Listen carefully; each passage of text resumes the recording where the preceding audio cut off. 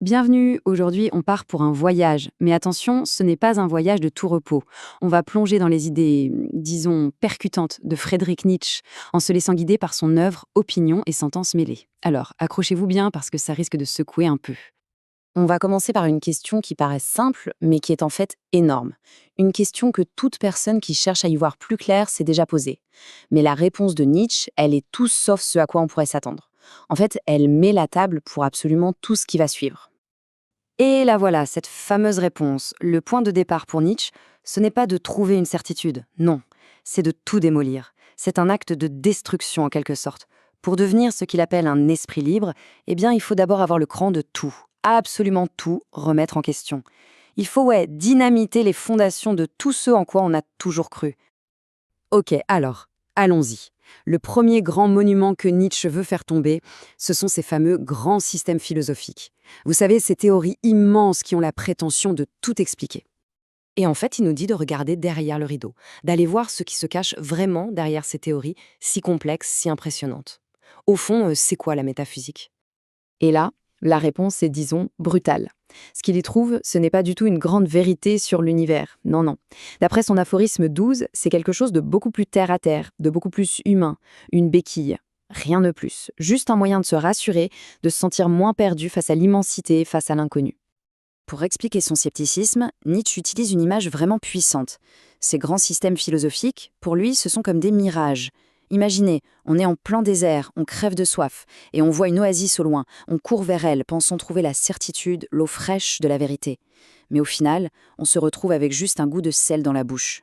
La soif est encore plus grande qu'avant, et jamais, jamais étanchée. Allez, on continue. Après la philo, Nietzsche s'attaque à une autre vache sacrée, l'art. L'art avec un grand A, et toute cette idée de la pureté de l'artiste, vous voyez? Alors attention, pour Nietzsche, l'art ce n'est pas du tout une porte d'entrée vers une réalité supérieure, c'est une arnaque. Enfin, une arnaque magnifique, une illusion sublime, et souvent une illusion dont on a besoin. Elle est tellement bien ficelée que l'artiste lui-même finit par tomber dans son propre panneau. C'est un beau mensonge, un mensonge qui nous aide à tenir le coup face à la dureté du réel. Bon, on a parlé des grandes théories, de l'art, maintenant on va se tourner vers l'intérieur. On va parler de quelque chose de beaucoup plus personnel, de ce sentiment qu'on met sur un piédestal, l'amour. Et là, l'analyse psychologique de Nietzsche est, waouh, d'une lucidité qui fait presque mal. Il nous dit que même l'amour qu'on croit le plus pur, le plus désintéressé, ce fameux oubli de soi, eh bien même ça cache une forme très subtile d'égoïsme. En gros, quand on aime, on admirait surtout une image parfaite de nous-mêmes qu'on projette sur l'autre personne. Ça pique, hein. Donc on a vraiment deux chemins qui s'opposent. D'un côté, il y a le confort de l'illusion amoureuse, où on se fabrique une belle image de soi pour la voir dans les yeux de l'autre.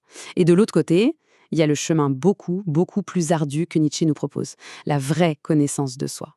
Et ça veut dire quoi? Ça veut dire avoir le courage de regarder en face ses propres motivations, même les moins avouables, même les plus égoïstes. Ok, donc on a douté de la philo, de l'art et même de l'amour. On a l'impression d'avoir tout rasé. Alors, qu'est-ce qui reste?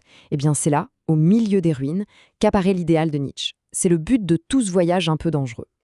Alors, c'est quoi, au juste, cet esprit libre? Attention, ce n'est pas juste quelqu'un qui ne pense pas comme tout le monde. Non, c'est bien plus profond que ça. L'esprit libre, c'est surtout quelqu'un qui ose penser contre lui-même. C'est quelqu'un qui n'a jamais peur de remettre en question ses propres idées, tout le temps, sans arrêt. Et petit à petit, on commence à voir le portrait de cet esprit libre. C'est une sorte de nomade de la pensée. Forcément, comme il vient bousculer toutes les certitudes, les autres le voient comme un pessimiste de l'intellect. Il n'a pas froid aux yeux, il prend des risques, il part en expédition sur les mers glacées de la pensée, et le plus important, il ne se pose jamais. Il ne s'installe dans aucune certitude, il est toujours en mouvement. Et là, on comprend mieux pourquoi ce chemin est si solitaire. L'esprit libre, juste en existant, il renvoie les autres à leur propre faiblesse, à leur propre peur de douter.